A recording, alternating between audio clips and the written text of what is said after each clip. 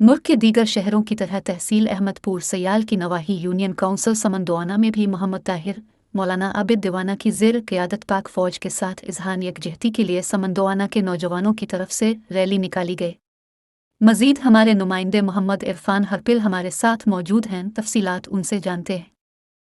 अस्सलाम वालेकुम, मैं हूं आपका मेज़बान मोहम्मद इरफान अरफल। इस वक्त मैं मौजूद हूं तहसील अहमदपुर सियाल के नवाई यूनी कौंसल मौज़ा समंद दवाना में, और आज यहां पर एहलियान इलाका समंद दवाना की तरफ से पाक फ़ौज के साथ इज़हार यकजहती के लिए यहां पे बहुत बड़ी रैली निकाली गई है, जिसकी क़यादत एहलियान इलाका समंद दवाना ने की है। मेरे साथ एहलियान इलाका समंद दवाना मौजूद भी हैं। इनसे सवाले से जानते हैं कि आज की रैली के हवाले से क्या कहेंगे। अस्सलाम वालेकुम। वालेकुम सलाम। क्या हाल है? अल्हम्दुलिल्लाह। जी, आज आपने पाक फ़ौज के साथ इज़हार यकजहती के लिए बहुत बड़ी रैली निकाली है, तो आज की रैली के हवाले से क्या कहेंगे? जब पाक फ़ौज ने दिन और रात मेहनत करके हमारे मुल्क का तहफ़्फ़ुज़ किया है, तो हम तो एक छोटी सी उनको दिलासा देने के लिए, उनको बताने के लिए कि ये छोटा सा कस्बा है, इस कस्बे वाले लोग भी आपके साथ इतनी मोहब्बत करते हैं। ये देखें, छोटे छोटे बच्चे ये पाक फ़ौज के साथ शाना बजाना खड़े होने के लिए तैयार हैं, और हम अल्हम्दुलिल्लाह अपने क़ैद मोहतरम मौलाना मोहम्मद आसिम मुआविया सियाल साहब के हुक्म से इस समंद दवाना की सरज़मीं को बेदार कर रहे हैं। और ये पहले भी शऊर रखती है अवाम, इनको पता है